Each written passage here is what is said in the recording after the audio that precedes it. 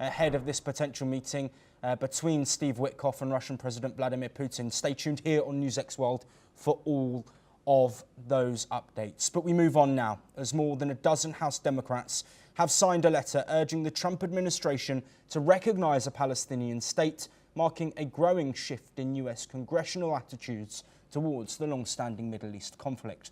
The move, led by Congresswoman Khanna of California, reflects deepening concerns over the humanitarian crisis unfolding in Gaza. Among the latest signatories are Representatives Chelly Pingree, Nida Velazquez and Jim McGovern. Axios reports that at least one lawmaker is also preparing to introduce a formal pro-statehood resolution in Congress. Even some Republicans and pro-Israel Democrats have recently criticised Israeli leadership over the growing evidence of famine in Gaza, suggesting a rare bipartisan shift in rhetoric as pressure builds for a long-term solution. While joining us on the programme to discuss the potential ramification of these moves, Major General Gigi Daweri, a defence analyst, joining us live from New Delhi. Major General, thank you for your time.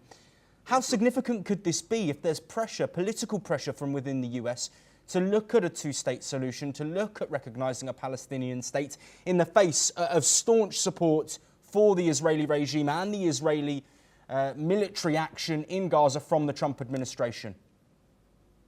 Well, Joshua, first and foremost, I'd like to start that there are no military solutions to the political problems.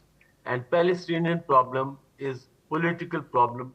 And whereas Israel has been trying to sort it out through force for last more than 7.5 decades, but it has not been resolved.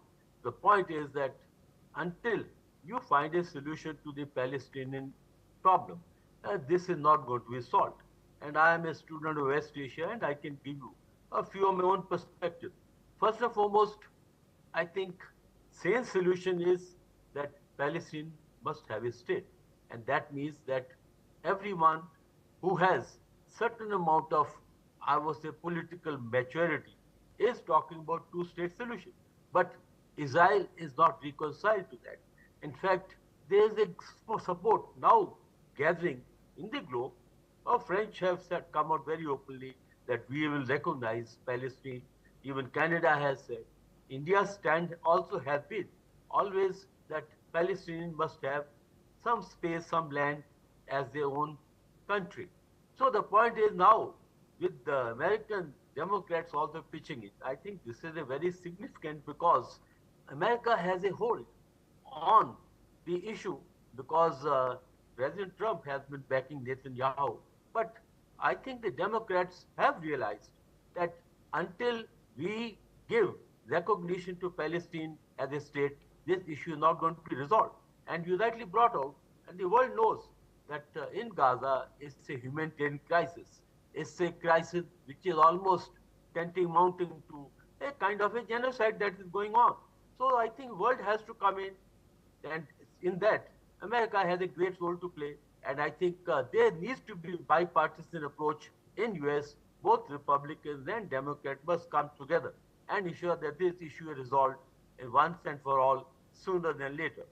Yes, and Major General, we don't have too much longer left, but just to look at a growing global, not necessarily support for Palestine or a two-state solution, but at least conversations being had in governments across the world about how to manage this situation. Of course, the atrocities of October the 7th, 2023, still in the mind of so many, but given the extent of the potential situation in Gaza, do you think that these global questions about a solution will continue to get stronger as the time goes on if a ceasefire or an end to the fighting in some form doesn't happen soon?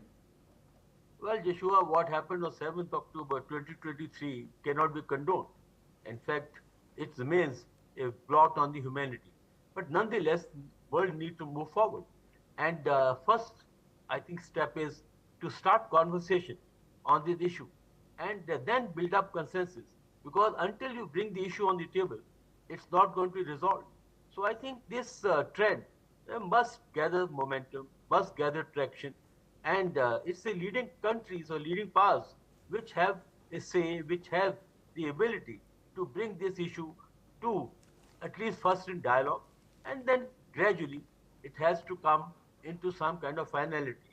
Let's not forget that after all the Arab-Israeli conflict started in 1948, but over the period of time, the number of states which have signed peace agreement, like it was David Accord, then came the Oslo Accord, then even UAE has signed agreement with Israel. So the point is that if you are looking at the peace, then I think the move forward is conversation, dialogue on this issue, so that some kind of solution can be found. It may not be easy because the position taken by Israel and its supporters is a very, very fixed position.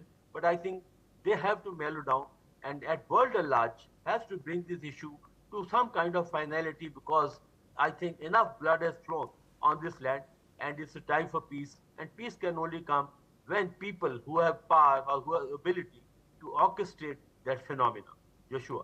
Major General Gigi Dawadi, thank you ever so much for your time and insight, of course, as diplomatic